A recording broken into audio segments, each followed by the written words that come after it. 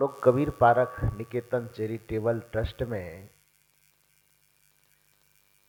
पधार करके एक उत्सव मना रहे हैं।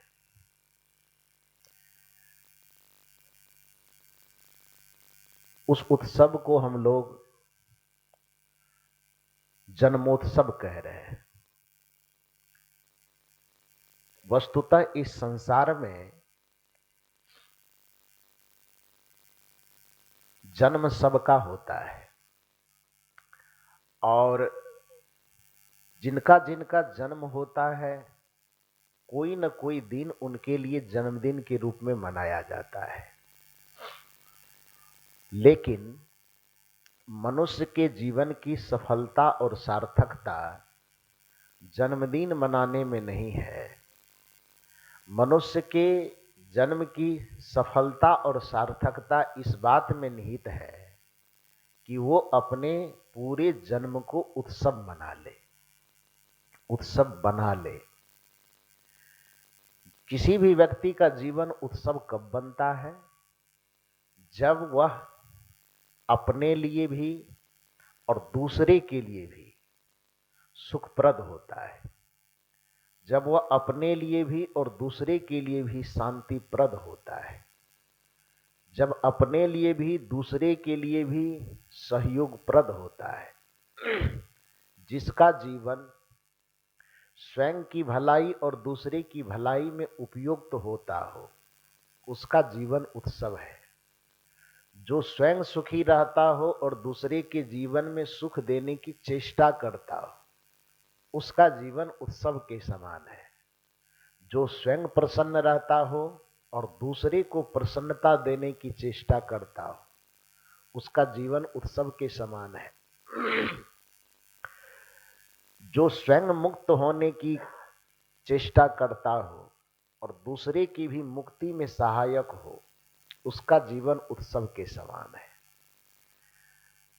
जो स्वयं के लिए भी बाधा न बने और दूसरे के लिए भी बाधा न बने, उसका जीवन उत्सव के समान है। इसलिए दुनिया के जितने मनुष्य इस धरातल पर आए, सबके लिए एक पंक्ति जो उसके जीवन का अनिवार्य हिस्सा बन जाना चाहिए कि भला किसी का कर न सको तो बुरा किसी का मत करना, पुष्प नहीं बन सकते यदि तुम कांटे बनकर मत रहना। इंसान बनकर के आप आए हैं, स्वाभाविक है कि आपसे इस प्रकृति को, इस जगत को कुछ अपेक्षा होगी, कुछ उम्मीद होगी। वह उम्मीद क्या होगी? जानवरों से कोई उम्मीद नहीं की जा सकती, पशुओं से कोई उम्मीद नहीं की जा सकती, कीड़े मकोड़े से कोई उम्मीद नहीं की जा सकती। सांप से क्या उम्मीद करेंगे कि वो हमारी रक्षा करेंगे? बिच्छू से क्या उम्मीद करेंगे? हमारी रक्षा करेंगे। बाघ से, चीता से, शेर से, सियार से क्या उम्मीद करेंगे कि हमारी रक्षा करेंगे?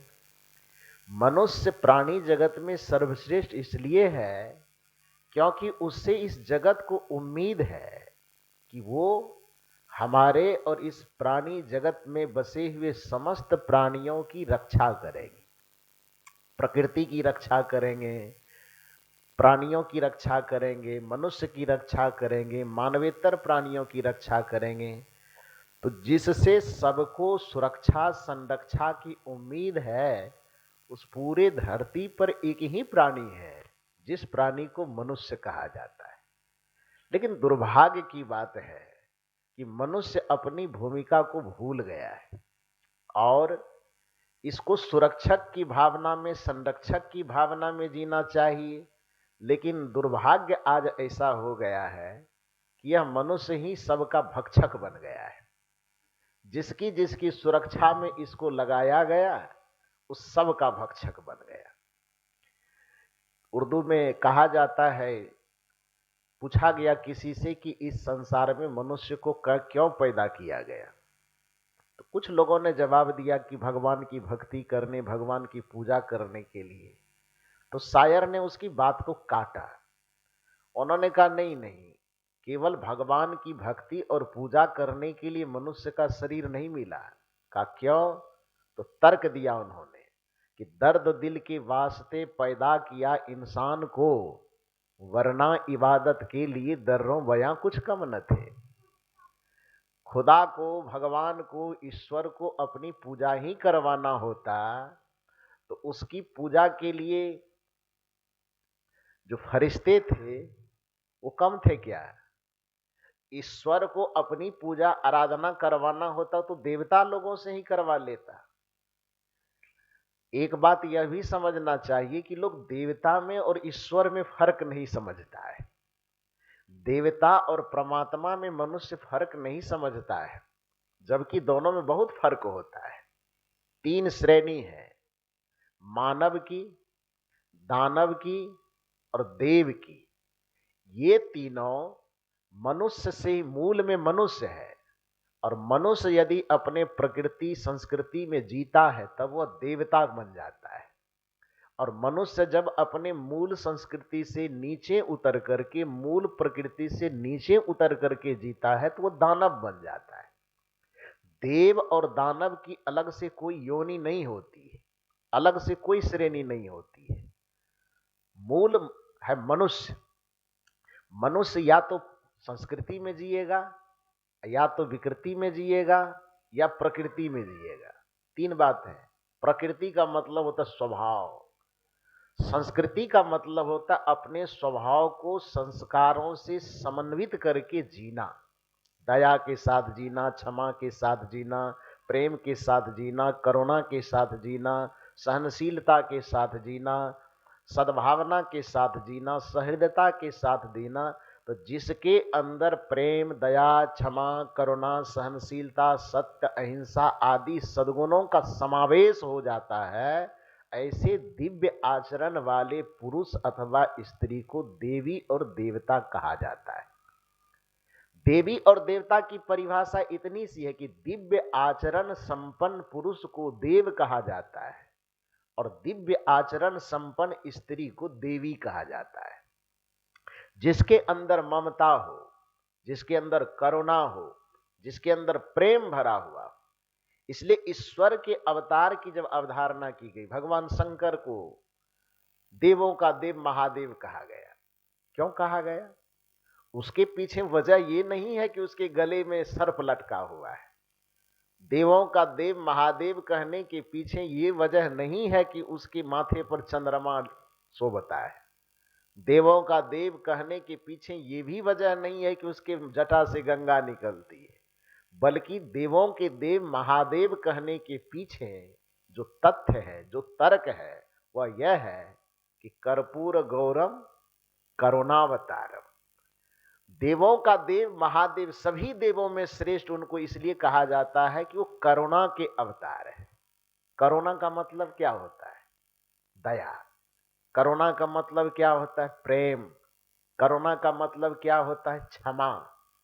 जहां क्षमा हो वहीं करुणा होगी, जहां करुणा होगी वहीं क्षमा होगी, जहां करुणा होगी वहीं प्रेम होगा, जहां करुणा होगी वहीं सहनशीलता होगी, जहां करुणा होगी वहीं पर दया होगी। तो भगवान शंकर के इस करुणा को याद न रख करके लोग जब शंकर जी के भक्त बनने की कोशिश करते हैं तो उसको गांजा याद आता है, उसको भांग याद रह जाता है, उसको और बहुत चीज याद रह जाते हैं। तिलक लगाना याद रह गया कि तिलक लगाएंगे लंबा चौड़ा तो हम शंकर जी के भक्त बन जाएंगे, कांवर उठा करके मंदिर जाएंगे तो हम शंकर जी के भक्त बन जाएंगे, भांग धतूरा बेलपत्र चढ़ाएंगे तो हम शंकर जी के भक्त बन जाएंगे। शंकर जी ने आपको यह सिखाया है कि मेरा अवतार करुणा को लेकर के हुआ है। आप मेरा भक्त बनना चाहते हो तो मंदिर जाओ न जाओ, बेलपत्र चढ़ाओ न चढ़ाओ, ये कोई ज्यादा मायने नहीं रखता है। मायने यह रखता है कि तुम अपने जिंदगी में यदि करुणा को, सत्य को, प्रेम को धारण करना शुरू कर दोगे तो तुम सबसे बड़े भगवान के भक्त भी बन जाओगे, और धीरे धीरे धीरे धीरे तुम देवता भी बनने की श्रेणी में आगे बढ़ जाओगे। करुणा, दया, क्षमा, सत्यशील इत्यादि जितने दिव्य गुण हैं, यह मनुष्य को देव बनाता है। स्त्री को देवी और पुरुष को देव बनाता है। तो मैंने कहा यह कि मनुष्य मूल में है। मनुष्य जब अपने प्रकृति से ऊपर उठता है तो कहां पहुंचता है? संस्कृति में। जो संस्कृति के लेवल को छू लेता है, यदि वह पुरुष है तो देव बन जाता है, और यदि स्त्री है तो वह देवी बन जाती है। और जब अपने प्रकृति से मनुष्य नीचे गिरता है तो नीचे गिरने पर वह विकृति की श्रेणी में जाता है, और जो विकृति के श्रेणी में चला गया वह दानव बन जाएगा। तो मनुष्य मूल है, ऊपर उठा तो देव, नीचे गिरा तो दानव बन गया। इसी बात को सदगुरु कबीर साहब ने अपनी भाषा में कहा कि साहब के दरबार में लंबा पेड़ खजूर, चढ़े तो चाखे प्रेम रस, गिरे तो चकना चूर। जो गिर गया वो चकनाचूर हो गया, उसकी मनुष्यता चकनाचूर हो गई, उसकी दिव्यता चकनाचूर हो गई, उसके संस्कार चकनाचूर हो गए। तो जिसकी दिव्यता, जिसका संस्कार ही चकनाचूर हो गया तो उसको दानव नहीं कहा जाएगा तो क्या कहा जाएगा? हा? ये संस्कारों का ही लंबा पेड़ है। इस संस्कारों के लंबा पेड़ पर, साधना भक्ति के लंबा पेड़ पर जो व्यक्ति चढ़ गया, मतलब ऊपर उठ गया, उसका जीवन सफल हो गया। उसी का जीवन उत्सव बनेगा, अपने लिए भी और दूसरे के लिए भी। साहब कहते हैं साहब के दरबार में लंबा पेड़ खजूर। ये प्रकृति, संस्कृति, विकृति से जुड़ा हुआ ये लंबा पेड़ है। जो ऊपर चढ़ गया वो प्रेम का रस चखेगा, वो सुख का रस चखेगा, वो शांति का रस चखेगा, वो भक्ति का रस चखेगा, वो मुक्ति का रस चखेगा, वो परमानंद ब्रह्मानंद का रस चखेगा। क्यों? क्योंकि वह दिव्यता में पहुंच चुका है, देवत्व की श्रेणी में पहुंच गया। जो नीचे गिर गया तो साहब कहते हैं गिरे तो चकनाचूर। चकनाचूर का अभिप्राय यह है कि वहां कुछ बचता नहीं है। फिर वह दानव, हैवान, शैतान, राक्षस, उसको जो कह दीजिए वो कम है। तो देव और दानव व्यक्ति अपने आचरण, अपने कर्म के आधार पर बनता है, लेकिन परमात्मा उन सब चीजों से ऊपर की चीज है, देवताओं से भी ऊपर की चीज है। मनुष्यता की अंतिम प्रकाष्ठा, आत्मा की अपनी अंतिम प्रकाष्ठा जिसको कहते, इसीलिए तो उसका नाम है परम आत्मा। परम का मतलब श्रेष्ठ, उच्च, महान, इससे ज्यादा ऊंचा कुछ न। वो आखिरी सीमा आत्मा की जहां तक पहुंच सकती है उसी को परम आत्मा कहते। तो परमात्मा का जो मूल स्वरूप है वह एक जैसा है। अब उसी परमात्मा को कोई ईश्वर भी कहे कोई दिक्कत नहीं है, उसी परमात्मा को कोई ब्रह्म भी कहे कोई दिक्कत नहीं है, उसी परमात्मा को कोई राम भी कहे कोई दिक्कत नहीं है, उसी परमात्मा को कोई शिव भी कहे कोई दिक्कत नहीं है, उसी परमात्मा को कोई बुद्ध भी कहे कोई दिक्कत नहीं। ध्यान दीजिए शब्द पर। मैंने ब्रह्म शब्द कहा है, ब्रह्मा शब्द नहीं कहा है। मैंने शिव शब्द कहा है, शंकर शब्द नहीं कहा है। मैंने बुद्ध शब्द कहा है, सिद्धार्थ शब्द नहीं कहा है। और इन शब्दों की गहराई और शब्दों का अर्थ न जानने के कारण लोग क्या होता है, उलझता ज्यादा है। लोग कहते हैं कि हम सगुण को तो मानते हैं किंतु निर्गुण को नहीं मानते। वह इसलिए कह पाता है, कह देता है कि यह माने एक तरह से नादानी, एक तरह से अज्ञानता है। क्योंकि ब्रह्मा एक व्यक्ति का नाम है और ब्रह्म एक शक्ति का नाम है। शंकर एक व्यक्ति का नाम है और शिव एक शक्ति का नाम है। राम एक व्यक्ति का भी नाम है और एक शक्ति का भी नाम है। मूलतः शक्ति का ही नाम राम था, लेकिन वह राम इतना प्यारा शब्द था लोगों के लिए, संतों के लिए, ज्ञानियों के लिए। जब राजा दशरथ को अपने जीवन की चौथी अवस्था में पुत्र की प्राप्ति हुई तो दुनिया के कोई भी माता पिता हो वह अपने बच्चों का नामकरण प्रसिद्ध नाम के साथ जोड़ना चाहता है। जोड़ना चाहता है कि नहीं, कि जो प्यारा सा शब्द हो वही मेरे बच्चे का नाम हो जाए। तो राजा दशरथ जी तो खुश थे, बहुत ज्यादा खुश थे। राम जी के जन्म के समय का वर्णन जो आया है रामचरितमानस में कि पूरे नगर को फूल से सजाया गया, अबीर उलाया गया, गुलाल उड़ाया गया,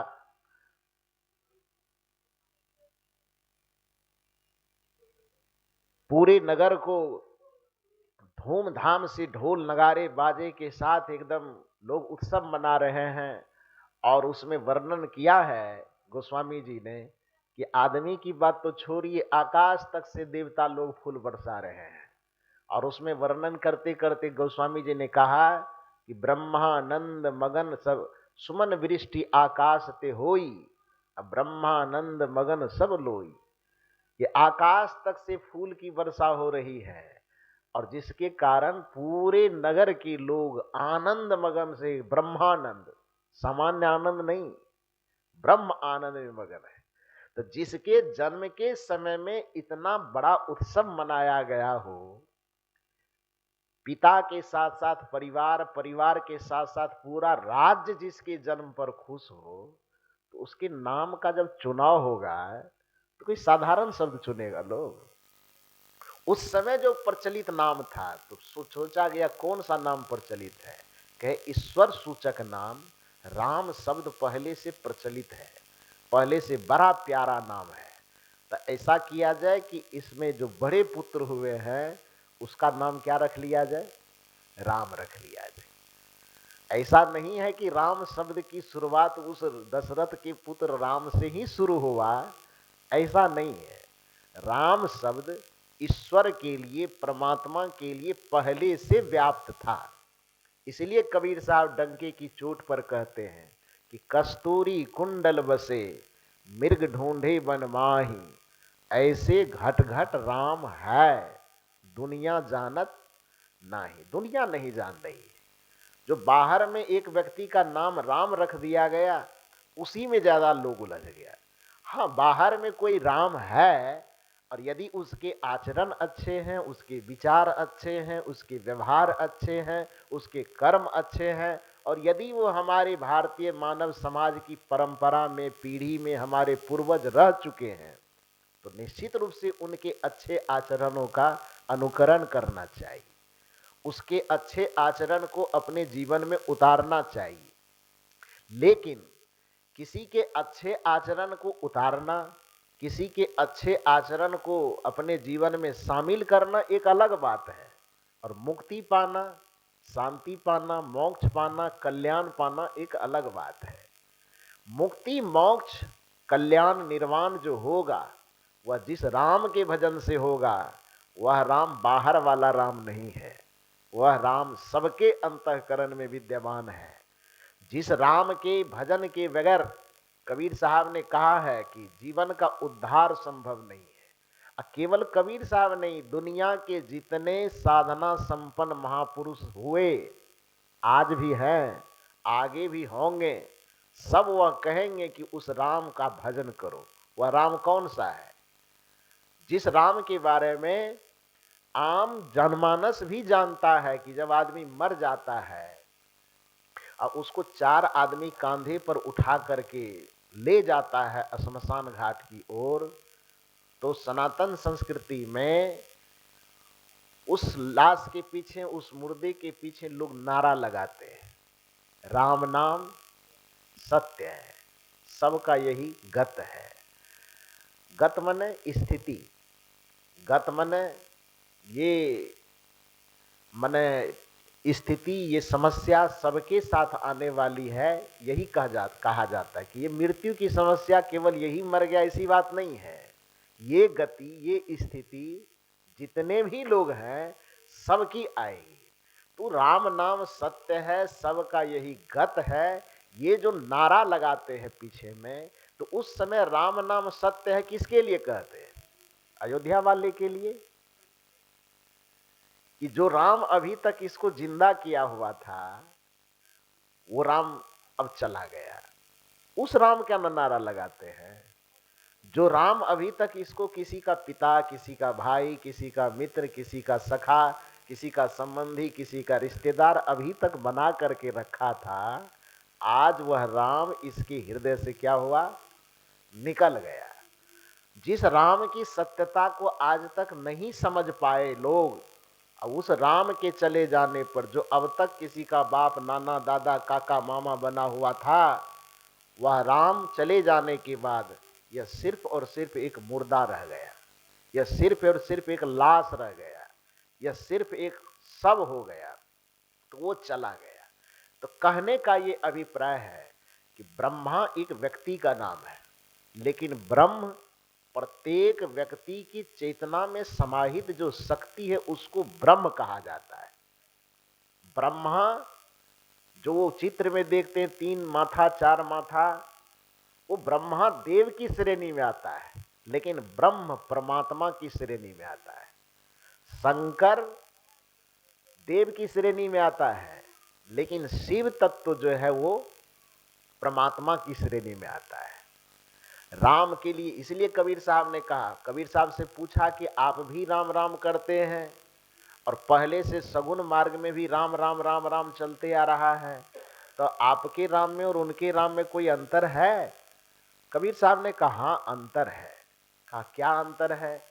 तो कबीर साहब ने कहा एक राम दशरथ के बेटा, एक राम घट घट में लेटा, एक राम है जगत पसारा, एक राम है सबसे न्यारा। कबीर साहब कहते हैं कि हमारे भारत की परंपरा में एक राम प्रसिद्ध हो गए अपने कर्म के कारण, अपने शुभाचरण के कारण, अपने सदाचरण के कारण। वह दशरथ जी के पुत्र हैं, उनमें एक अच्छे बेटे का गुण है। भारत के संपूर्ण जनमानस को श्री राम जी के आचरण से यह गुण जरूर सीखना चाहिए कि माता पिता के साथ एक पुत्र को कैसा व्यवहार करना चाहिए। प्रातः काल उठ के रघुनाथा, मात पिता गुरु नावही माथा। ये एक आदर्श पुत्र का निर्माण इससे कर देगा कि जो पुत्र अपने माता पिता के चरण को सुबह शाम प्रतिदिन छुएगा, स्पर्श करेगा, औपचारिकता बस नहीं, श्रद्धा के साथ, विनम्रता के साथ। सोचिए वो माता पिता, मुझे लगता है कि 75% स्वर्ग धरती पर ही पा जाएगा यदि श्रद्धा माता पिता के चरणों में हो और माता पिता का ख्याल यदि बच्चे और बच्चियां रखना आरंभ कर दे, सम्मान पूर्वक उसके साथ व्यवहार करना शुरू कर दे, सम्मान के साथ समय पर उसे भोजन दे, उसे पानी दे, सम्मान के साथ उसके बर्ताव करे, तो माता पिता को मरने के बाद स्वर्ग चाहिए। जिस माता पिता के साथ ऐसा बर्ताव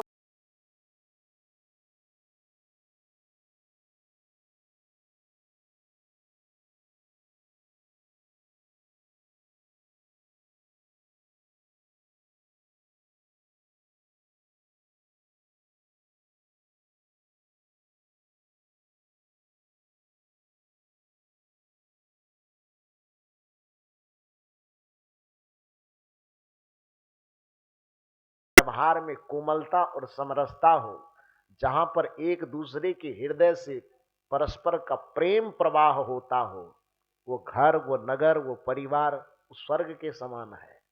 तो राम जी ने जो आचरण किया अपने माता पिता के साथ, वो घर परिवार में स्वर्ग को स्थापित करने वाला संस्कार है। ये भारत के नहीं, पूरे दुनिया के तमाम बच्चों बच्चियों को, पुत्र पुत्रियों को श्री राम जी के इस आदर्श को सीखना चाहिए। प्रातः काल उठ के रघुनाथा, मात पिता गुरु नावही माथा।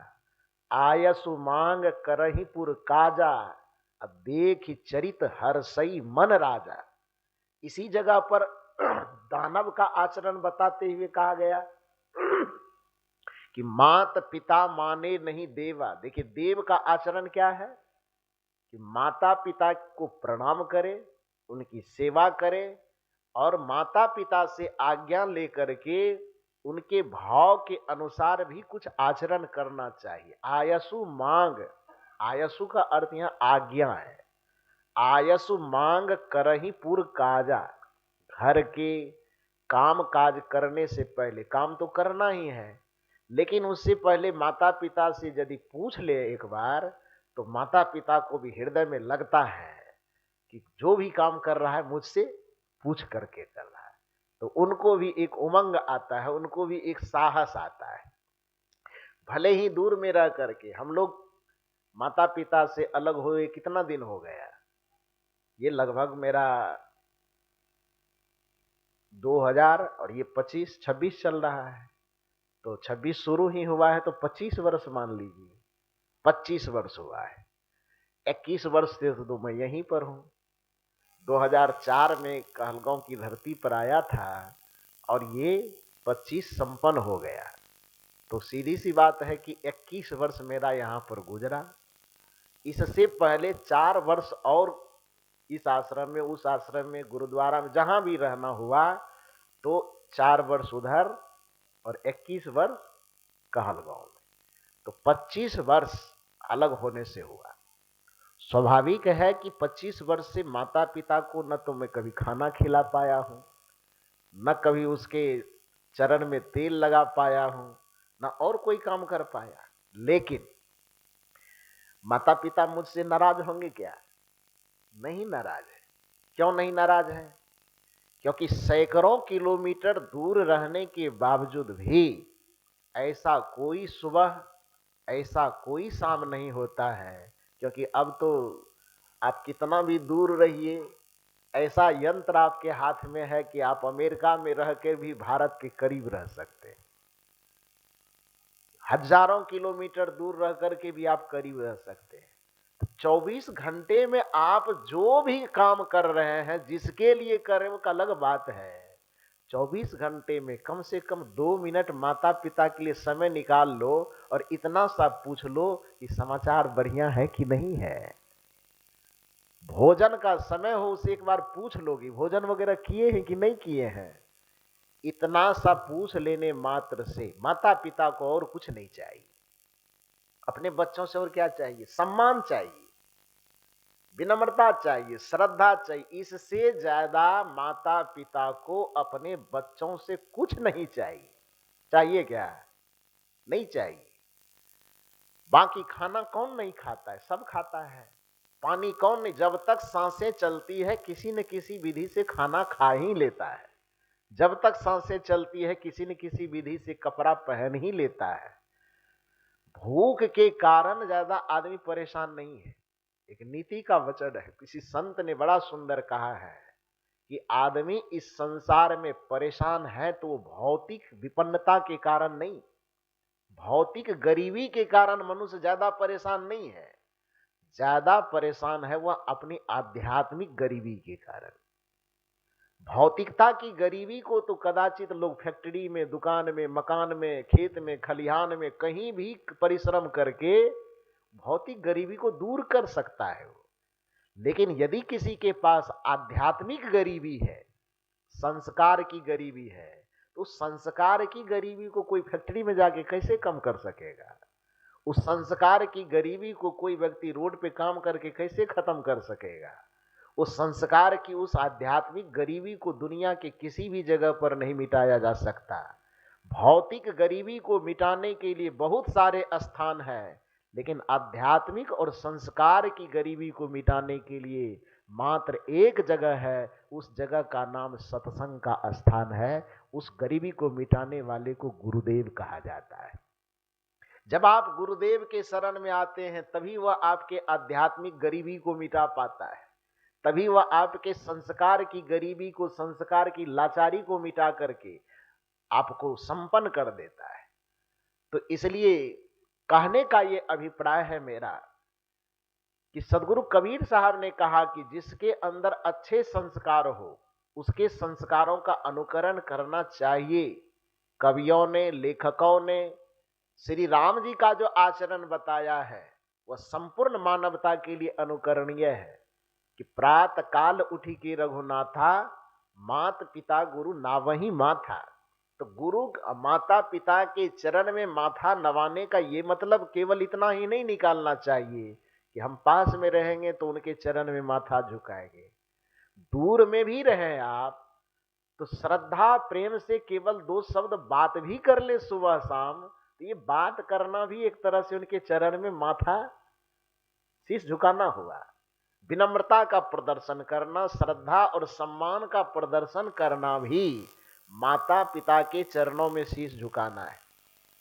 तो मैं कह रहा था कि माता पिता से 25 वर्ष से अलग रहने के बावजूद भी, संन्यास धर्म में आ जाने के बावजूद भी, जब से हाथ में मोबाइल आया है तब से सुबह और शाम ऐसा कोई दिन नहीं बीतता है कि जगने के वक्त में माता पिता को एक बार पूछ लिया जाता है कि आप बढ़िया हैं कि नहीं। रात में सोने के वक्त में सोने से पहले एक समय फोन लगा करके पूछ लिया जाता, दिन भर ठीक ठाक रहा ना, सब बढ़िया है कि नहीं। हाँ सब बढ़िया है। इतनी सी बात पूछने में आदमी का क्या जाता है? जमीन जाता है कि जगह जाता है? दुकान जाता है कि मकान जाता है? क्या जाता है? अरे और चीज से आप लाचार गरीब हो सकते हो, कम से कम वाणी से, व्यवहार से क्यों गरीब हो रहे हो सकता है कि धन की गरीबी आपके पास, आप कहें कि हम अपने पिता को हवाई जहाज पर नहीं उड़ा सकते, तो पिताजी भी इसलिए कहां रो रहे हैं कि आप हवाई जहाज पर नहीं उड़ा रहे हैं। वो इसलिए रोते हैं, वो इसलिए परेशान हैं कि जिसको हमने जन्म दिया, पाला पोसा, पढ़ाया लिखाया, अपने जीवन का सारा पूंजी इसमें लगाया, आज वह हमको पूछता तक नहीं। तो जहाज पर चढ़ाने के कारण पिता परेशान नहीं कि जहाज पे नहीं चढ़ा रहा है। माता पिता आज दुनिया में इसलिए परेशान है कि जिस बच्चे को अपना सहारा समझ करके जन्म दिया, पाला पोसा, सारा कर्म किया उसके लिए, वह बच्चा आज प्रसन्न हृदय से, प्रसन्न मुख से अपने माता पिता को पूछते तक नहीं। तो वह पूछना भी यदि आदर्श सीखा जा सकता है तो श्री राम जी से सीखा जा सकता है। तो इसलिए कबीर साहब कह रहे हैं कि हमारे संस्कृति में एक राम है जो दशरथ जी के पुत्र है। वह भी माननीय है, वह भी आदरणीय है, उनसे भी सीखना चाहिए। का पूजा करने वाला, का नहीं, पूजा करने वाले राम वो नहीं है। आदर करना एक अलग बात है, अब पूजा करना एक अलग बात है। पढ़े लिखे न होने के कारण लोग यही सब भेद नहीं समझ पाता कि पूजा क्या है, आदर क्या है, सम्मान क्या है, भक्ति क्या, सब चीज को एक में ही घाट देता है, एक ही में मिला देता है। पूजा आदर सम्मान सबका भाव अलग अलग है। कोई आदरणीय होता है, कोई श्रद्धेय होता है, कोई पूजनीय होता है, कोई उपासनीय होता है। तो आदरणीय व्यक्ति अलग होता है, सम्माननीय व्यक्ति अलग होता है, आदरणीय व्यक्ति अलग होता है, श्रद्धेय व्यक्ति अलग होता है, पूजनीय व्यक्ति अलग होता है, और उपासनीय अलग होता है। उपासनीय दो ही हो सकते हैं। सगुण रूप में उपासनीय केवल गुरु हो सकते हैं, और निर्गुण रूप में जो उपासनीय हो सकते हैं वो केवल परमात्मा हो सकते हैं, केवल उपासनीय, केवल ईश्वर हो सकते हैं। तो उपासनीय होंगे कौन? आत्मा। उपासनीय होंगे कौन? परमात्मा। उपासनीय होंगे कौन? ईश्वर, निर्गुण रूप में, निराकार रूप में। और सगुण और साकार रूप में जो उपासनीय होगा वह कौन होगा? वो संत होंगे, वो गुरु होंगे। और आदरणीय, सम्माननीय, श्रद्धेय, ये तो बहुत लोग हो सकते हैं। आदरणीय बहुत लोग होंगे, सम्माननीय बहुत लोग होंगे। अब कोई कलेक्टर है, कोई एसपी है, तो वो सम्माननीय होंगे कि नहीं होंगे? क्योंकि उन्होंने अपनी योग्यता से पद हासिल किया है, तो सम्मानित होंगे। लेकिन वो कलेक्टर बन चुका है और दारू पी रहा है, तो पूजनीय कैसे हो जाएंगे? वो आदरणीय नहीं होंगे, सम्माननीय होंगे। क्योंकि सम्मान व्यक्ति अपने पद से प्राप्त कर सकता है, लेकिन आदर कोई व्यक्ति अपने पद से प्राप्त नहीं कर सकता है। आदर जब भी प्राप्त किया जाता है, आचरण से प्राप्त किया जाता है। पूजा जब भी प्राप्त किया जाता है, जब आप किसी के अंदर भक्ति का सम्मान, भक्ति का संस्कार संचारित कर सकते हैं, त्याग संचारित कर सकते हैं, वैराग संचारित कर सकते हैं, किसी के जीवन को भक्ति के लिए प्रेरित कर सकते हैं, मुक्ति के लिए प्रेरित कर सकते हैं, तब आप श्रद्धेय भी उसके लिए हो जाएंगे और पूजनीय भी उसके लिए हो जाएंगे। श्रद्धेय पूजनीय होना एक अलग बात है, उपासनीय होना एक अलग बात है। उपासनीय का मतलब क्या होता है? उपासना शब्द का अर्थ होता है उपजोर आसना। उप मने समीप और आसन मने बैठना। समीप बैठा जाएगा तो किसके किसके समीप? जो गुरु होंगे उसके समीप बैठा जा सकता है, जो संत होंगे उसके समीप बैठा जाएगा। अभी जो हम लोग सत्संग कर रहे हैं, ये क्या कर रहे हैं? ये उपासना ही हो रहा है। लेकिन इस उपासना के शाब्दिक अर्थ को न समझने के कारण लोगों ने उपासना का अर्थ ये लगाया कि भूखे रहेंगे ना, एकादशी करेंगे, पेट में अन्न नहीं डालेंगे तो यह उपवास हो गया, उपासना हो गया। अब उपासना शब्द क्या कह रहा है? उपासना, समीप में बैठना। तो किसके समीप बैठना? यहां उपासना का अर्थ है समीप में बैठना, और यहां उपासना का अर्थ लोग समझ रहा है भूखे रहना। जो जितना दिन भूखा रहे वो उतना बड़ा भगवान का उपासक हो गया। कोई एकादशी कर रहा है, कोई द्वादशी कर रहा है, कोई न जाने क्या क्या कर रहा है। और यह चीज यदि कोई समझावे तो कहे देखिए व्रत के विरोधी हो गया, ये पूजा के विरोधी हो गया, निंदा कर रहा है पूजा का भगवान। अरे भाई, कोई अच्छे चीज की निंदा क्यों करेगा? और एक शब्द यह भी समझ लीजिए कि निंदा में और आलोचना में फर्क है। निंदा उस भावना से की जाती है जिस भावना के पीछे ईर्ष्या छिपी होती है। जिस वाणी के पीछे ईर्ष्या छिपी हो उसको निंदा कहा जाता है, कि आपसे कोई ईर्ष्या है, कोई द्वेष है, कोई जलन है। और तब यदि आपको कोई बुराई टोक करके कही जाती है तो वह निंदा की श्रेणी में आ जाएगा। लेकिन यदि आपको सुधारने की हमारे अंदर भावना है, हम आपके हितैषी हैं, आप में कुछ कमी दिख रही है और हम चाहते हैं कि आपसे वो कमी दूर हो जाए और आप और अच्छे हो जाएं, और महान हो जाएं, और तब यदि आपकी कमी को हम बता रहे हैं तो वो निंदा होगी कि आलोचना होगी? वो क्या होगी तब? वो आलोचना होगी। ध्यान दीजिए, दो चीज है। काम एक ही है, बुराई बताना, लेकिन बुराई बताने के पीछे दो भावना काम करती है। एक भावना है ईर्ष्या और द्वेष पूर्वक किसी की बुराई बताना, तब वह निंदा की श्रेणी में आएगा। और एक बुराई बताना है जो सुधारात्मक है, जो आपके हृदय में उसके प्रति कामना है कि ये अच्छा बने, ये सुधर जाए, ये ठीक ठाक हो, महान बने, बड़ा बने। तो महान बनाने, बड़ा बनाने, श्रेष्ठ बनाने की सुधारात्मक प्रवृत्ति के साथ जब कुछ कमियां बताई जाती है तो वो बताना निंदा की श्रेणी में नहीं आता है, वो आलोचना की श्रेणी में आता है। यदि वह निंदा की श्रेणी में आ जाएगा तो प्रत्येक टीचर तब तो निंदक हो जाएंगे, क्योंकि शिक्षक के पास विद्यार्थी जाता है कॉपी लेकर के, जांच होती है तो उसमें गलतियां निकलती है, तो गलतियां शिक्षक बताएंगे विद्यार्थी को तुम में ये कमी है, तो क्या वो निंदा की श्रेणी में आएगा? नहीं आएगा। तो निंदा में और आलोचना में भी फर्क समझना चाहिए। आलोचना जो श्रद्धेय, जो आदरणीय, जो पूजनीय है, आलोचना उसकी भी हो सकती है, निंदा नहीं हो सकती, आलोचना हो सकती है। क्योंकि स्वाभाविक है कि जितने भी मनुष्य इस संसार में आए हैं, चाहे वो भगवान के रूप में ही क्यों न आया हो, लेकिन उसके भी जीवन के कुछ उज्जवल पक्ष है और कुछ निर्बल पक्ष है ना? कुछ अच्छे पक्ष है, कुछ बुरे पक्ष है। श्री राम जी के आचरण की यह भी बात की है कि उन्होंने माता पिता की सेवा की, ये बड़ा उज्जवल पक्ष है उनका। भाई भाई का जो प्रेम है ये उनके चरित्र का उज्जवल पक्ष है कि नहीं है? और मित्र के साथ जो मित्रता का व्यवहार करना चाहिए उनका उज्जवल पक्ष है। गुरु के साथ शिष्य को कैसा व्यवहार करना चाहिए उनका उज्जवल पक्ष है। लेकिन सीता जी को उन्होंने वन में जाकर के छोड़ दिया गर्भावस्था में, ये कौन सा पक्ष है? क्या राम जी के इस आचरण का भी अनुकरण करना चाहिए?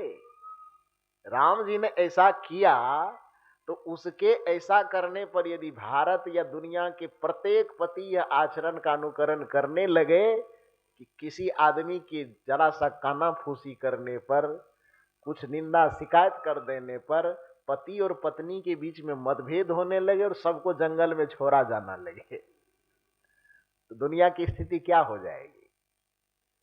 तो राम जी का यह पक्ष तो अनुकरणीय नहीं है ना, तो इसकी आलोचना होगी कि नहीं होगी?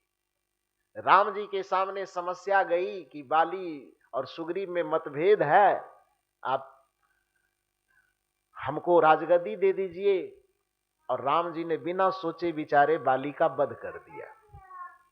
वध करने पर तर्क दिया कि तूने पत्नी को, भाई के पत्नी को हड़प लिया, ये कर लिया, वो कर लिया, जो भी तर्क दिया, मारा। लेकिन न्याय ऐसा तो नहीं कहता है ना। जब किसी व्यक्ति को पंच बनाया जाता है तो न्यायिक विधि यह कहता है कि आप दोनों पक्ष की बात को पहले सुनिए, फिर दोनों का निराकरण निकालिए। उस निराकरण में जो आपको उचित लगे तो पहले उसको समझौता करवाने का प्रयास कीजिए, और यदि समझौता तक बात नहीं पहुंचती है तब दंड देने का विधान है। ये चीज कृष्ण ने किया, यह चीज श्री कृष्ण ने किया कि नहीं? दुर्योधन और पांडवों के बीच में जो समस्या थी, उस समस्या के निराकरण के लिए कृष्ण समझाए कि नहीं? दोनों को, कौरव पक्ष को भी समझाए, पांडव पक्ष को भी समझाए। और समझाते समझाते सभा में आखिरी बार समझाने गए, दुर्योधन ने समझने के बजाय क्या किया? उसको बांधने की रणनीति बना कि तुमको बांध देंगे, जेल में ढल देंगे। तो समझाने की आखिरी सीमा तक गए, समझौता की आखिरी सीमा तक गए कि भैया राज नहीं दे सकते हो, ये 5 भाई हैं, इसके लिए 1-1 ग्राम भी दे दो। अब इससे ज्यादा नीचे कहां तक जाएगा समझौता में? लेकिन उस समझौता के आखिरी पैदान तक जाने के बावजूद भी जब समझौता नहीं हुआ, तब वहां क्या हुआ? फिर युद्ध हुआ, फिर दंड हुआ। तो इसलिए न्याय की जो प्रक्रिया है वो दो विपक्षियों को पहले समझाने और समझौता कराने की बात हुई। राम जी ने ऐसा किया। एक आदमी गया सुग्रीव ने कि हमारे साथ अन्याय किया, हमारा ये छीन लिया, वो छीन लिया। बाली को न तो अपना पक्ष रखने का समय दिया गया, न उनकी बात सुनी गई, न उसको समझाने की कोई कोशिश की गई, और उल्टे क्या किया गया? वृक्ष के आड़ में छिप करके मार दिया गया। ये न्यायिक चरित्र है क्या? ये न्याय का चरित्र है? नहीं है। तो इसका अनुकरण करना चाहिए आदमी को। आज का संविधान ये अनुकरण करेगा? नहीं करेगा। कोई भी सभ्यता, कोई भी संस्कृति इस आचरण के अनुकरण करने का अधिकार नहीं देता है। तो श्री राम जी के चरित्र का ये उजला पक्ष हुआ कि काला पक्ष हुआ? काला पक्ष हुआ। किसी भी महापुरुष के चरित्र की आलोचना इसलिए की जानी चाहिए क्योंकि उसकी जो अच्छाइयां हैं वह भी हमें सिखाती है, और उनकी जो बुराइयां हैं वह भी हमको सिखाती है। अच्छाइयां यह सिखाती है कि हमको ये करना चाहिए, और बुराइयां यह सिखाती है कि वो हमको नहीं करना चाहिए। क्योंकि जब बड़े आदमी का जो भी आचरण होता है, श्री कृष्ण ने कहा कि यद आचरति श्रेष्ठ तत् देवेतरो जनः सह यत् परमानं कुरुते लोकः तदनुवर्तते, कि समाज के जो श्रेष्ठ पुरुष कहलाते हैं, वरिष्ठ पुरुष कहलाते हैं, वह समाज में जैसा जैसा आचरण करता है उसके पीछे चलने वाली पीढ़ी उसी का अनुकरण किया करती है। तो महापुरुषों के व्यक्तित्व का जो आलोचना होता है, पीएचडी लोग करने जाते हैं, शोध करते हैं, शोध में क्या करते हैं? वो आलोचना ही तो करते हैं। जो अच्छाइयां उनके उस पर भी प्रकाश डालते हैं, और जो उनकी बुराइयां हैं उसकी बुराइयां पर भी प्रकाश डाला जाता है। तो किसी के बुराई पर प्रकाश डालने का ये मतलब नहीं है कि हम उसके विरोधी हैं, यह भी इसका अर्थ नहीं कि हम उसके निंदक हैं। उसका इतना, आलोचना का इतना ही अर्थ होता है कि किसी भी व्यक्तित्व को जब आप आलोचना के केंद्र में लाते हैं तो उस व्यक्तित्व के अच्छाई को अपनाइए और बुराई को क्या कीजिए? छोड़िए। केवल इतना सीखिए कि ये महान पुरुष हो गए, फिर भी इसकी आलोचना इस कर्म के कारण हो रही है, तो हम भी अपने जीवन को ऐसा जिए कि उज्जवल पक्ष को तो जिए, लेकिन ऐसा आचरण हम भी न करें, नहीं तो हमारे भी आगे चल के क्या होगी, निंदा होगी, शिकायत होगी। ये सीखना चाहिए। तो कबीर साहब ने यही कहा कि एक राम दशरथ के बेटा, बड़ा प्रसिद्ध है, प्रचलित है, वो भी अच्छे हैं, इसलिए उनका अनुकरण, उज्जवल पक्षों का आचरण जो है उनका अनुकरण करना चाहिए। और एक राम घट घट में लेटा, एक राम वह है जो सबके घट के अंदर लेटा हुआ है। वह राम के अंदर भी बैठा था, वह दशरथ के अंदर भी वह राम बैठा हुआ था, माता कौशल्या के अंदर भी वह राम बैठे हुए थे, सीता मैया के अंदर भी वह राम बैठे हुए थे, जिसका परिचय हनुमान जी ने दिया था। कब? जिस समय लंका विजय करके आए और राजसभा लगी, तो उसके बाद राम जी को लगा कि इतने लोग मेरे पीछे, मेरे मिशन में, मैं सीता जी को लौटाने में, मेरी प्रतिष्ठा बचाने में जिन जिन लोगों ने सहयोग किया, उनको कुछ न कुछ उपहार देना चाहिए। और उपहार देने के ख्याल से सबको ये बांटा, वो बांटा, सोना चांदी हीरा मोती, जितना राजा के मालिक ही है तो फिर क्या नहीं बांटा जा सकता है? तो बांट सकता है कोई भी। आपको किसी को 5,000, 10,000, 20,000 देने में दिक्कत होगी।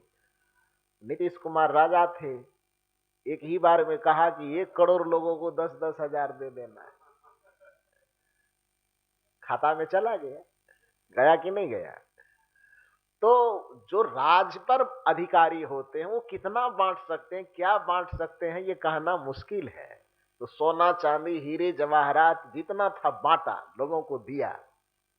आखिरी में बांटते बांटते बांटते बांटते अब सामान जो रखा हुआ था बांटने वाला वो समाप्त हो गया। लेकिन एक आदमी बच गया जिसको उपहार नहीं मिला था। वह कौन थे? हनुमान जी। तो सीता जी बगल में बैठी हुई थी। एक आदर्श चरित्र है वो स्त्री जगत के लिए। देखा कि पति बांट रहे हैं लेकिन सामान घट गया, तो पति की प्रतिष्ठा बचाना पत्नी का धर्म होता है और पत्नी की प्रतिष्ठा बचाना पति का धर्म होता है। तो सीता जी ने यहाँ पत्नीव्रत धर्म का पालन करते हुए देखा कि राम जी इधर उधर देख रहे हैं, शायद सामान नहीं बचा है, तो उसके गले में जो सबसे कीमती मोतियों का हार था वह अपने गले से निकाली, राम जी के हाथ में थमाए, और राम जी वह माला किनको दे दिया? हनुमान जी। हनुमान जी लिए। दुनिया के नजर में वो कीमती है, हीरे का मोती, और वह भी सीता मैया के गले से निकला हुआ, तो दुनिया के नजर में तो बहुत कीमती हुआ वो। लेकिन हनुमान जी उसको लेकर के सभा के बिल्कुल बगल में जाकर के बैठ गए। बाकी सब लोगों को जो मिला था उसी में उछल रहा था, लेकिन हनुमान जी उछलने के बजाय मायूस होकर के कोने में बैठ गए और उसमें मोती के जितने दाने लगे थे उसको फोड़ फोड़ करके फोड़ने लगे, और फोड़ता है फिर उसको फेंकते जाता है। जैसे ही सभा में सीता जी की नजर पड़ी और लोगों की नजर पड़ी तो हनुमान जी को टोका, माता सीता के गले से निकली हुई मोती की माला, इसको आप फेंक रहे हैं, दिमाग उमाग ठीक ठाक है कि नहीं? हनुमान जी ने कहा, हाँ भाई मेरा दिमाग बहुत ठीक ठाक है। तो ऐसा क्यों कर रहे हैं? दिमाग ठीक है तो। ऐसा इसलिए कर रहा हूं क्योंकि मेरे नजर में किसी भी चीज की कीमत तब है जब उसके अंदर राम समाया हुआ हो। लोगों को धन कीमती लगता है, लेकिन भक्त को केवल भगवान कीमती लगते हैं ना। और इसलिए भक्तों और संसारिक व्यक्ति के बीच में द्वंद्व चलता है। भक्त कहता है कि मैं धनवान हूं, और दुनिया के संसारिक लोग कहते हैं मेरे पास संपदा है तो मैं धनवान हूं। लेकिन एक संत ने बड़ा सुंदर प्रश्न किया है, तेरे पास है हीरे मोती। दुनिया के लोगों को कहा कि तुम्हारे पास हीरे मोती है। हम लोग साधु सन्यासी भक्त हैं, हमारे पास हीरे मोती तो है नहीं, लेकिन एक धन है। का कौन सा? तेरे पास है हीरे मोती, मेरे मन मंदिर में ज्योति, मेरे मन में ज्योति है, मेरे आत्मा में ज्योति है, ज्ञान है, प्रकाश है, वो सब चीज मैंने हासिल किया है, वो साधना करके, तप करके, भक्ति करके। तो सवाल इन दोनों के बीच में है, तुम धन का धनवान हो और हम वो ज्योति तत्व का, प्रकाश तत्व का, ज्ञान तत्व का, भक्ति तत्व का धनवान है। अब दोनों में तुलना हो रही है।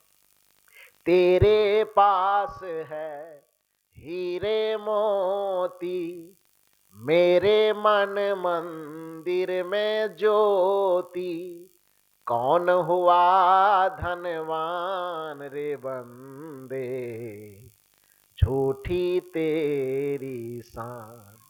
फैसला तुम करो कि तुम धनवान हो कि हम धनवान है। अंतिम निष्कर्ष क्या निकलेगा?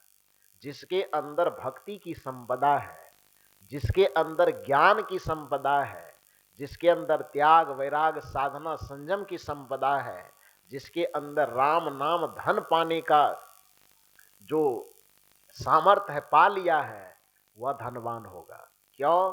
क्योंकि वो भक्ति का धन, राम का धन, ज्ञान का धन, वैराग का धन लाख मृत्यु के आ जाने के बावजूद भी हमसे छीना नहीं जा सकता। लेकिन पूरी दुनिया की संपदा हम बटोर करके जमा कर लें और मृत्यु का एक झटका लगेगा तो शरीर अलग, शरीर संसार की संपदा अलग और आत्मा बिल्कुल अलग। आत्मा भिखारी हो जाएगा। जीवन भर का जोड़ा हुआ संपदा आत्मा से एक क्षण में छूट जाएगा। लेकिन भक्ति का, वैराग का, त्याग का, ज्ञान का, तप का जो धन कमाया जाएगा, वह धन मृत्यु भी आत्मा से छीन नहीं सकती, मृत्यु भी आत्मा से उस संपदा को जुदा नहीं कर सकती। इसलिए जिसके हृदय में ज्ञान, ज्योति, वैराग, त्याग इत्यादि का धन जमा है, सच्चा धनवान कौन होगा? वही होगा जिसके पास राम नाम का धन है। तो कहने का ये अभिप्राय है। तो हनुमान जी ने क्या किया? उस मोती को फोड़ फोड़ करके फेंक रहा है। तो एक दृष्टि वाला वह भी बैठा हुआ जिसके नजर में मोती कीमती है, क्योंकि वह संसारिक दृष्टि वाला है, इतना कीमती, और इसको फोड़ फोड़ करके फेंक रहे हो, दिमाग ठीक ठाक है कि नहीं? हनुमान जी कह रहे हैं मेरी दृष्टि अलग है। मेरी दृष्टि में कीमती दुनिया का सोना, चांदी, हीरे, मोती नहीं है। मेरी दृष्टि में कीमती है वो राम नाम का धन। इस जिसको तुम कीमती कहते हो, मैं उसमें देखने की कोशिश कर रहा हूं कि मेरी दृष्टि में जो कीमती है भगवान, वो इसमें है कि नहीं है। फोड़ फोड़ करके देख रहा हूं, पता चल रहा है कि इसमें नहीं है, इसलिए निराश होकर के वो फेंकते जा रहे हैं, फेंकते जा रहे हैं। लोगों ने कहा कितना पागल आदमी हो, भगवान केवल वो हीरा में मिलेगा। उन्होंने कहा कि यदि भक्ति तुम्हारी सच्ची हो तो भगवान हर जगह मिल सकता है। सामने में कोई बैठा होगा कुतर्कवादी, उन्होंने कहा कि तुम्हारे अंदर भी तो भगवान नहीं दिखता है। हनुमान जी ने कहा रुको दिखाते हैं। और क्या किया उन्होंने? सीना फाड़ करके दिखाया। हो सकता है सीना फाड़ना तो नहीं हो सकता, संभव नहीं है, उसका एक संकेत है। संकेत क्या है?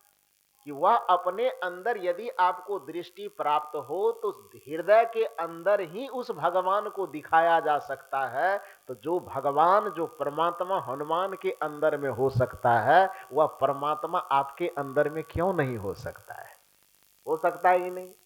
हनुमान जी ने अपने अंदर देख लिया, दुनिया को दिखा दिया, और आप अपने हृदय के अंदर न देख पाए हैं, न दुनिया को दिखा पा रहे हैं। तो इसलिए आप अधूरे हैं। कबीर साहब उसी हृदय निवासी परमात्मा की बात कर रहे हैं। तो कहने का ये अभिप्राय है। कबीर साहब ने कहा कि मैं राम को मानता हूं, किंतु कौन राम किस योग्य है, कौन आदरणीय है, कौन पूजनीय है, कौन उपासनीय है, ये तो मुझे समझ में है ना। अब तुम इस तीनों को एक में ही मिला रहे हो, तो फिर वो तो तुम्हारी मजबूरी है, हम क्या करें उसमें। लेकिन मानता तो मैं हूं, लेकिन किस राम का उपयोग, किस राम की भूमिका कहां है, उसको मैं मानता हूं। एक राम दशरथ के बेटा, एक राम घट घट में लेटा, एक राम है जगत पसारा, लेकिन एक राम है सबसे न्यारा। तो दशरथ के जो बेटा वाला राम है उसके अच्छे आचरण का अनुकरण करना चाहिए, उसकी भूमिका इतनी दूर तक है। और एक राम घट घट में लेटा, श्रद्धा प्रेम स्नेह सम्मान सभी राम से करना चाहिए। जितने मिले सिया राम मैं सब जग जानी, करऊं प्रणाम जोर जुग पानी।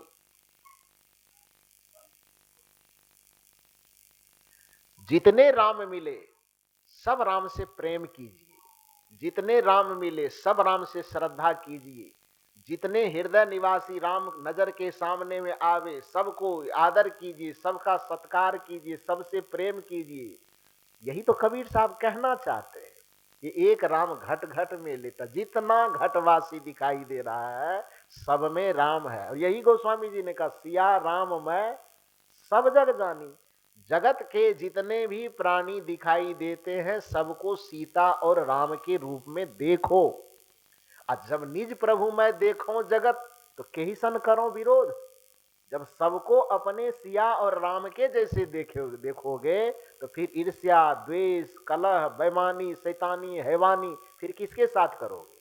कबीर साहब ने इसी को अपने भाषा में प्रश्नवाचक चिन्ह लगाया है कि निज, गोस्वामी जी ने कहा निज प्रभु मैं देखो जगत, केही सन करो विरोध, प्रश्न पैदा किया ना। और कबीर साहब ने कहा कि सब घट मेरो साइया, तो चोट का ही पर डारो।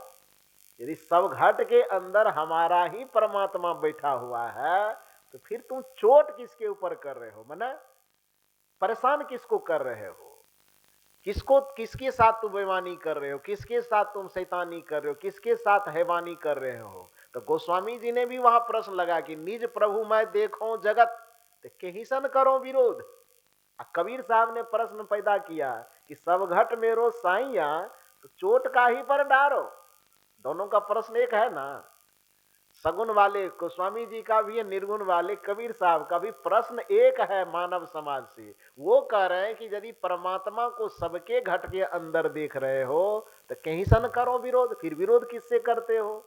कबीर साहब कह रहे सब घट मेरो साइया, तो चोट का ही पर डारो। यदि सब घट के अंदर अपने परमात्मा को देख रहे हो तो फिर चोट किसके ऊपर कर रहे हो, हमला किसके ऊपर कर रहे हो, बेईमानी किससे कर रहे हो, शैतानी किससे कर रहे हो। तो संतत्व की दृष्टि जिसको प्राप्त हो जाती है वो दुनिया को ये समझाते जरूर है कि घट के अंदर तुम भगवान परमात्मा को देखो। तो इसलिए एक राम घट घट में बैठा, एक राम है जगत पसारा। जगत पसारा संसार के जितने जड़ चेतन जो कुछ भी है सब में यदि भगवान को देखेगा, हवा में भगवान को देखने की दृष्टि यदि प्राप्त हो जाए तो हवा को प्रदूषित क्यों करेंगे, प्रदूषण क्यों करते हैं। गंगा जी में यदि आपको देवी दिखने लगे तो गंगा जी को आप प्रदूषित करेंगे। लेकिन आज हो क्या रहा है, आज क्या हो रहा है, जाके जाइए तो दिल्ली में आप जमुना नदी में नहा करके दिखाइए, आप कानपुर के आसपास चले जाए गंगा नदी में जो कुंभ में पिछली बार स्नान लोगों ने किया, सरकार करवा दिया स्नान, लेकिन जो जांच का सिंपल आया, जल को जब जांच किया गया तो क्या कहा गया कि उसके अंदर इतने जहरीले तत्व भर गए हैं कि उसमें डुबकी मारने से भी आदमी क्या हो जाएगा, बीमार पड़ जाएगा, वो पानी नहीं पी सकता है।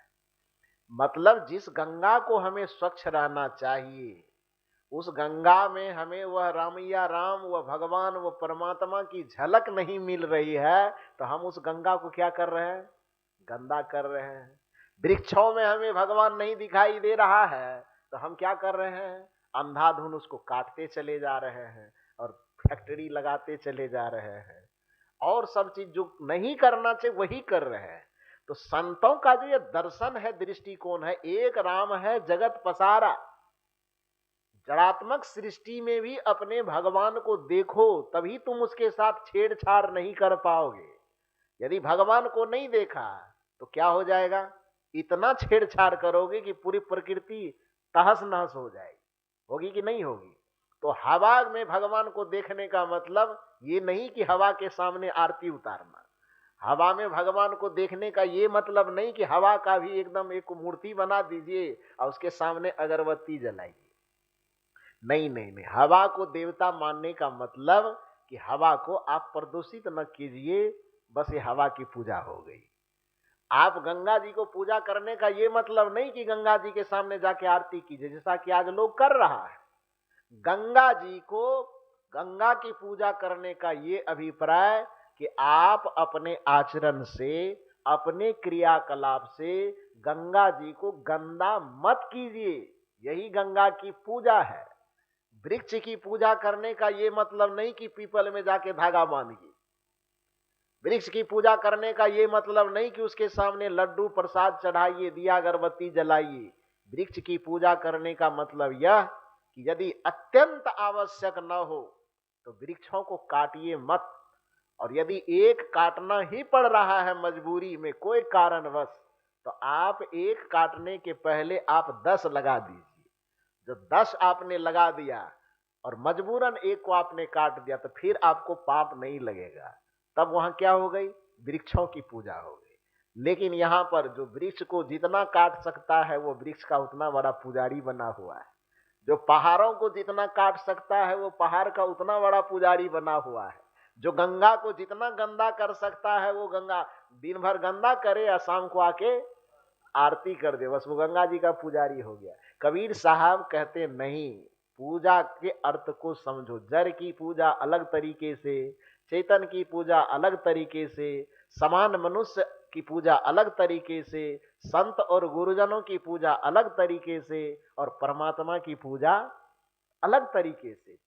उस स्तर को समझने के लिए कह रहे हैं। तो एक राम दशरथ के बेटा, एक राम घट घट में लेटा, एक राम है जगत पसारा, एक राम है सबसे न्यारा। उस सबसे न्यारा है, जो सबसे न्यारा है उसी को निर्गुण निराकार परमात्मा कहा जाता है। जो सबसे न्यारा है उसको पूज्य महर्षि मेही बाबा ने सुबह की स्तुति में बड़ा सुंदर का, सब क्षेत्र क्षर अपरा परा और अक्षर पार में। उसमें शब्द के पार में, ज्योति के पार में, निर्गुण के पार में, सगुण के पार में, सब के पार जाते जाते जाते जाते अंत में कहते में ही जावे पार में, सब के पार में। गोस्वामी जी ने इसी को अपने सुंदर शब्दों में सजाते हुए कहा कि प्रकृति पार प्रभु सब उर्वासी। जो प्रकृति के विकारों, प्रकृति के गुणों के पार हो, पार को ही यहां न्यारा कहा जा रहा है। जो सबसे पार वो सबसे न्यारा। कबीर साहब सबसे पार नहीं कह रहे हैं, गोस्वामी जी सबके पार कह रहे हैं, और कबीर साहब सबके न्यारा कह रहे हैं। तो न्यारा शब्द और पार शब्द दोनों एक ही भाव का सूचक है। तो जो सबसे न्यारा है, जो सबके पार है, उसी परमात्मा को निर्गुण निराकार परमात्मा, निर्गुण निराकार ईश्वर कहा जाता है। कुछ लोग गोस्वामी जी को थोड़ा भड़काने के लिए गए। गोस्वामी जी से कहा कि कबीर साहब ने तो 4 तरह के राम की बात कर दी और आप एक ही वाले राम का भजन करने के लिए कह रहे हैं। गोस्वामी जी ने कहा नहीं नहीं, मेरा मार्ग सगुन का भले है, लेकिन अंततः हम भी वहीं पर ले जाते हैं जहां पर कबीर साहब ले गए। तो लोगों ने पूछा गोस्वामी जी आप तो केवल दशरथ सुत राम की बात करते हैं। गोस्वामी जी ने कहा नहीं नहीं, समझ नहीं पा रहे हो। मैं भी जिस तरह कबीर साहब स्टेप बाय स्टेप बताया, मैं भी वही बताता हूं। तो लोगों ने कहा कैसे बताते हैं? का प्रश्न करो। कबीर साहब ने पहला कहा एक राम दशरथ के बेटा। गोस्वामी जी ने कहा हम भी तो कहे। कहा कैसे कहे? तो मंगल भवन मंगल हारी, द्रवहु सुदशरथ अजिर बिहारी। उन्होंने दशरथ का बेटा कहा, अब मैंने उस राम को क्या कहा? मंगल भवन अमंगल हारी, द्रवहु सु दशरथ अजिर बिहारी। दशरथ के ऊपर द्रवित होकर के उसके आंगन में खेलने के लिए तैयार हो गए। तो दशरथ का पुत्र हुआ कि नहीं? तो दशरथ का बेटा कहिए कि दशरथ का पुत्र कहिए, दोनों बराबर हुआ कि अलग हुआ? बराबर हुआ।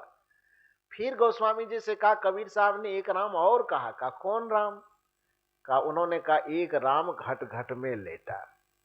गोस्वामी जी ने कहा ठीक ही तो कहा कि अस प्रभु हृदय अछत अविकारी। ये ऐसा प्रभु है मेरा, ऐसा राम है जो हृदय के अंदर निवास करता है। कहत सकल घट राम मैं, तो खोजत के ही काज, तुलसी यह कुमति सुनी उर आवत अति लाज। गोस्वामी जी और वही कि प्रकृति पार प्रभु सब उर्वासी की भी बात की।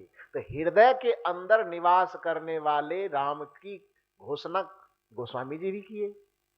दूसरी बात कहा कि कबीर साहब एक और राम की बात कर रहे हैं। कहा कौन राम? का एक राम है सकल पसारा। गोस्वामी जी ने कहा ठीक ही तो कह रहे हैं। तो कहा आप क्या कहेंगे? गोस्वामी जी ने कहा मुझसे पूछोगे तो बात वही कहेंगे, लेकिन भाषा थोड़ा बदल देंगे। भाषा क्या बदलेंगे? तो गोस्वामी जी ने कहा हरि व्यापक सर्वत्र समाना, प्रेम ते प्रगट भये जग जाना। केवल भाषा का अंतर है। एक क्या कह रहे हैं? एक राम है सकल पसारा या जगत पसारा, जगत में फैला हुआ, पसरा हुआ। और इसको गोस्वामी जी चूंकि संस्कृत निष्ठ व्यक्ति थे, इसलिए वो क्या कह रहे? एक राम माने वो क्या करे? हरि व्यापक सर्वत्र समाना। सर्वत्र समाना, सर्वत्र माने सब जगह, और समाना माने सब जगह समाया हुआ। और गोस्वामी जी कह रहे सकल पसारा। सकल माने सब जगह, और पसारा माने फैला हुआ। तो सर्वत्र समाना और सकल पसारा केवल शब्दों का अंतर है, लेकिन इसमें भावों का, तथ्यों का अंतर नहीं है। तो एक राम है सकल पसारा, यहां करे एक राम सर्वत्र हरि व्यापक सर्वत्र समाना। तो गोस्वामी जी की दृष्टि यहां कबीर साहब की दृष्टि से अलग है, अलग नहीं है। फिर निर्गुण और सगुण का जो ये मतभेद दिखाई देता है, वो क्यों दिखाई देता है? एक राम है सबसे न्यारा। न्यारा का अर्थ पहले मैंने कहा, न्यारा कहते हैं जो सबसे पार हो, जो सबसे मुक्त हो, प्रकृति गुणों से अलग हो, उसी को सबसे न्यारा कहा जाता है। तो गोस्वामी जी ने तो गिना ही दिया कि प्रकृति पार, प्रकृति के अधीन नहीं, प्रकृति के अंदर नहीं, बल्कि प्रकृति के बिल्कुल पार। तो प्रकृति पार कहे कि सबसे न्यारा कहे, दोनों बात अलग अलग हुई कि एक हुई? तो चाहे सगुण की दृष्टि से कहेंगे, चाहे निर्गुण की दृष्टि कहेंगे, वो राम के चार स्तर आएगा ही। एक राम दशरथ के बेटा, एक राम घट घट में लेटा, एक राम है जगत पसारा, एक राम है सबसे न्यारा। तो जो सबसे न्यारा राम है उसी की उपासना की जा सकती है। उपासना का अर्थ है उपासना, जिसके समीप बैठा जा सके। तो समीप में केवल संत और गुरु के पास बैठा जा सकता है, और निर्गुण निराकार उपासना में केवल आत्मा और परमात्मा के समीप चेतना को बैठाई जा सकती है। इसलिए उपासना का वो अर्थ है। तो मूल रूप से मैंने यह कहा कि ब्रह्मा अलग है, ब्रह्म अलग है, शंकर अलग है, शिव अलग है। वह अलग किस रूप में है? तो जैसे सिद्धार्थ अलग है, वह व्यक्ति का नाम है, लेकिन सिद्धार्थ जब अपने तपस्या को पूरा प्रगाढ़ करे, साधना करे, त्याग वैराग्य का पालन करे, तो सिद्धार्थ ही अपने अंदर में बुद्धत्व को पैदा कर सकता है। इसलिए व्यक्ति के रूप में जब नाम लिया जाएगा तो सिद्धार्थ, और शक्ति के रूप में जब नाम लिया जाएगा, भक्ति के रूप में जब नाम लिया जाएगा, तब क्या होगा? बुद्ध होगा। उसी प्रकार से ब्रह्मा व्यक्ति के रूप में ब्रह्मा होगा, लेकिन ब्रह्मा ही जब भक्ति, साधना, संयम का उद्घाटन करेगा अपने अंदर में, परम तत्व का उद्घाटन करेगा, तो परम चेतना जब किसी के हृदय में पैदा होगा तो उस चेतना का नाम क्या होगा? ब्रह्म होगा। शंकर कोई व्यक्ति होगा, लेकिन शंकर जब अपनी समाधि में प्रवेश करेगा, परमानंद में प्रवेश करेगा, तब उसका नाम क्या हो जाएगा? शिव हो जाएगा। इसलिए शंकर सहज स्वरूप संहारा, तो लागी समाधि अखंड अपारा। तो जब साधक हैं आप, साधना कर रहे हैं आप, तो व्यक्ति के रूप में आप शंकर हैं, और जब सहज स्वरूप को संहार करके अपने समाधि की अवस्था में आप पहुंच गए, तब क्या आप हो जाएंगे? तब आप शिव हो जाएंगे। इसलिए शंकर की परिभाषा व्यक्ति के रूप में, और शिव की परिभाषा सत्यम शिवम सुंदरम। जो सत्य में स्थित हो जाएगा वही शिव स्वरूप हो जाएगा, और जो शिव स्वरूप हो जाएगा वो दुनिया में सबसे सुंदर हो जाएगा। जिसका जीवन सुंदर हो जाएगा उसी व्यक्ति का जीवन उत्सव पूर्ण हो जाएगा। दुनिया के तमाम व्यक्ति जन्म तो सब लेते हैं, जन्मदिन सबका होता है, लेकिन सबका जन्म उत्सव के रूप में बदल नहीं पाता है। मनुष्य के जीवन की सफलता और सार्थकता इसी बात में है। जन्म लेना या जन्मदिन मनाना जीवन की कोई विशेषता नहीं है। जन्म लिए हैं तो जन्मदिन मनेगा ही, लेकिन विशेषता इस बात में है कि आप ऐसा कर्म करें, ऐसा आचरण करें, अपने मानवीय आदर्श को इतना उच्च बना करके जिए, दूसरों के साथ इतना उत्तम व्यवहार करें कि आपका जीवन अपने लिए भी सुखकारी हो और दूसरे के लिए भी सुखकारी हो। व्यवहारिक अर्थ में सबसे समरसतापूर्ण व्यवहार, प्रेमपूर्ण व्यवहार करें, और आध्यात्मिक स्थिति में त्याग का, संयम का, शालीनता का, विषयों के प्रति विरक्तता का भाव अपने आचरण में उतारते हुए संत सदगुरु की सेवा करें। संत सदगुरु से भक्ति का मार्ग जाने। लौकिक भक्ति क्या है, पारलौकिक भक्ति क्या है, व्यवहारिक भक्ति क्या है, पारमार्थिक भक्ति क्या है, आत्मा का उद्धार कैसे होगा, ध्यान कैसे होगा, साधना कैसे होगी, इन सारी युक्तियों को जान करके और ध्यान विधि, साधना विधि को अपनाते हुए, करते हुए अपने जीवन को अंततः मुक्ति की अवस्था तक, निर्वाण की अवस्था तक, कैवल्य की अवस्था तक पहुंचा दीजिए। तब यह जीवन सफल भी होगा, जीवन सार्थक भी होगा।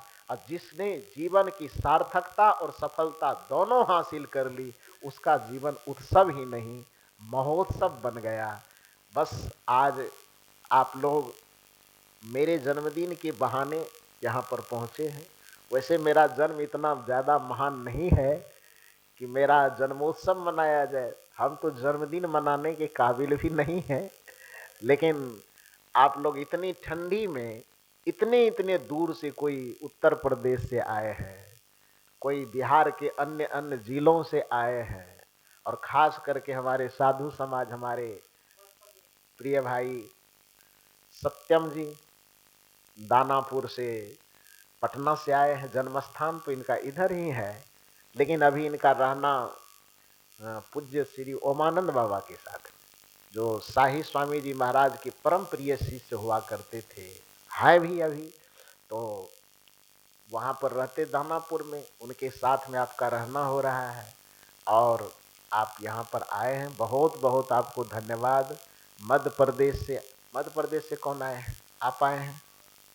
अच्छा, आप लोग मध्य प्रदेश से आए। 1 2 3 4 जी 5, बताइए, बहुत बढ़िया बात है। मैं भी अभी आप ही के इलाके से आया हूँ, छत्तीसगढ़ से तो कल भी मैं ही उतरा हूँ। बस केवल ये कार्यक्रम मनाने के लिए फिर 2 दिन इधर रह करके पुनः 1 महीने के लिए छत्तीसगढ़ तो लौटना ही है। तो मध्य प्रदेश से, उत्तर प्रदेश से पधारे, बिहार के अन्य जिलों से पधारे हुए सबको बहुत बहुत साधुवाद। और ख़ास करके हमारे जो मल्टीमीडिया के भाई लोग पधारे हुए हैं, सबको बहुत बहुत साधुवाद, बहुत बहुत धन्यवाद। इन लोगों को साधुवाद इसलिए कि जो लोग यहाँ आकर के इस जन्मोत्सव के कार्यक्रम को देख रहे हैं वो तो देख ही रहे हैं, लेकिन जो लोग ठंडी की वजह से नहीं आ सके, अपने घरों में बैठे हुए हैं, यदि ये ना आते तो आप अपने अपने घरों में बैठ करके इस कार्यक्रम को न देख पाते। तो जो जो लोग अपने घर में बैठ करके इस कार्यक्रम का लाभ उठा रहे हैं, अपने घर से ही इन लोगों को शुभकामना और आशीर्वाद दीजिए। ये लोग खूब दिन रात तरक्की करें, अपने क्षेत्र में प्रगति करें, सदैव स्वस्थ रहे, सदैव उन्नति करते रहे और भक्ति के पथ में लग करके अपने जीवन का कल्याण भी करते रहे। सबको बहुत बहुत साधुवाद, बहुत बहुत धन्यवाद देते हुए मैं अपनी वाणी को यहीं पर विराम देता हूँ।